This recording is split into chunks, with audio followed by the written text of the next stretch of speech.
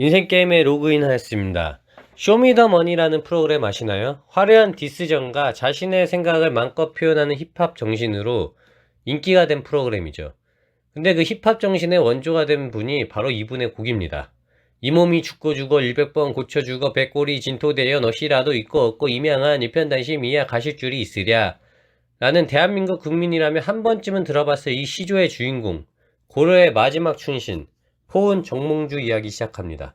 변신가로 유명한 정몽주는 선비의 이미지가 강하지만 실은 이성계 밑에서 외구 토벌에도 공을 세운 문무를 겸비한 인물입니다.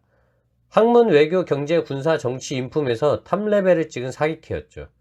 고려말 권문세족의 다양한 신진사대부를 키우고 조선 건국의 핵심 인물이 된 능력자들을 배출한 이세가건에서 스승조차 정몽주의만은 이치에 닿지 않는 게 없다며 극찬했습니다. 그리고 그 어렵다는 과거 시험을 일찍이 장원급제했는데 세 번 시험에서 3번 모두 장원을 받은 천재였습니다. 초창기 정치 때 기득권 세력은 정도전이 아니죠. 정몽주를 엿보이기 위해 왜 노략질을 그만하는 전달을 하는 사신으로 보냅니다. 성공 가능성은 낮으나 잘 되면 좋은 일이고 실패 시 그냥 거기서 죽을 수도 있는 일이었죠. 왜냐하면 직전에 떠났던 사신들 모두 몇 달째 소식이 없는 상황이었기 때문입니다. 그런데 이게 무슨 일?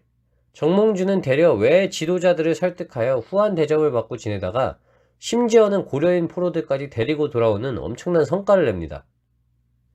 몇 년 후에는 명나라 황제 생일 축하 사절로 가게 되었는데 이 일은 사실 진평준이란 위인이 사신으로 선발되었습니다.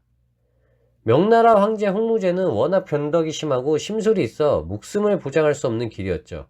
때문에 진평중은 뇌물을 바쳐 사신에서 빠지고 미움받던 정몽주가 대신 가게 됩니다. 준비해서 도착하는 데만 3달이 걸리는데 남은 시간은 고작 2달. 축하가 한참 끝나고 도착해서 생일 축하한다고 하면 놀리는 것도 아니고 그 홍무제 성격에 무사할 수 없다는 게 기득권 세력의 계산이었죠. 참고로 홍무제하면 숙청이라 할 정도로 무서운 인간입니다. 자신을 도와 목숨을 걸고 싸웠던 공신들과 그 일족을 모조리 죽였는데 숙청이 대상이 된 사람들과 학연 등 인맥이 있는 사람들까지 모조리 잡아 죽였기 때문에 이 홍무제의 숙청으로 죽임을 당한 이들은 약 10만 명 이상에 달하는 걸로 추산될 정도로 사람 죽이는 걸 우습게 여기던 사람입니다. 그러나 정몽주는 밤낮으로 강행군을 하고 친구 정도전의 도움을 받아 기일 내에 당도했을 뿐만 아니라 대려 홍무제를 설득하여 억류되어 있던 전임 산절들까지 데리고 돌아오는 엄청난 공을 세웁니다. 이쯤 되면 마술을 쓴 게 아닐까 싶을 정도로 외교의 달인이었죠. 제자 양성도 잘해서 세종대왕의 스승인 건우가 정몽주의 제자였고 조선 왕조 후반 살인파의 영수 김종직이 정몽주의 제자였던 길제의 맥을 잇기도 하였습니다. 아마 이성계 편에 섰더라면 정도전과 더불어 조선 왕조에서는 가장 대우받는 핵심 인사가 될 수 있던 사람입니다.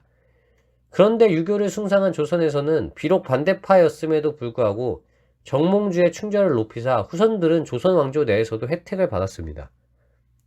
사육신 사건대 정보라는 사람이 그들을 두둔하자 거열형에 처해졌는데 정보가 끌려나간 후 세조가 정보가 어떤 사람인지를 묻자 신하들이 정몽주의 장손이라고 대답해 놀란 세조가 형을 중지한 유명한 사례가 있습니다.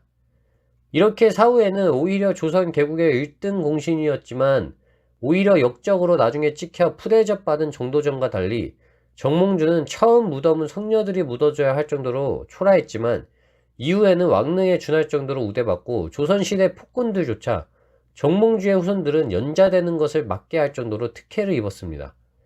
당시 정몽주가 고려에 가진 영향력이 엄청났는데요. 조선 개국에 가담한 대표적인 인물이었던 조준에게 조견이라는 동생이 있었는데 조선 개국에 대해서 조준이 동생을 설득하려 하자 조견이 정몽주는 이 나라의 기둥이자 주춧돌인 만큼 한마디 말과 한 가지 일이라도 그와 달리하기를 생각한다면 이것은 국사를 해치고 나라가 망하기를 재촉하는 길입니다 라고 할 정도니 고려의 마지막 정신적 지주였다고 봐도 될 정도입니다. 이 잘난 정몽주는 자식 농사마저 잘 지어서 그의 아들 정종성은 고려말 9효자 중 한 사람이 되기도 합니다. 정보 사건으로 가문이 기울었으나 후에도 자손들이 과거에 급제해 벼슬한 사람들이 지속적으로 나오기도 할 만큼 명문가였죠.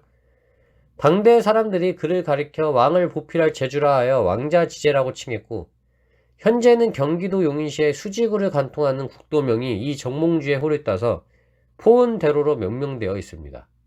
또한 대규모 문화시설인 포은아트홀과 포은아트갤러리 역시 그의 홀을 따서 지어졌죠. 고려의 마지막 천재, 이자 충신이었던 정몽주. 정몽주의 인생게임이었습니다.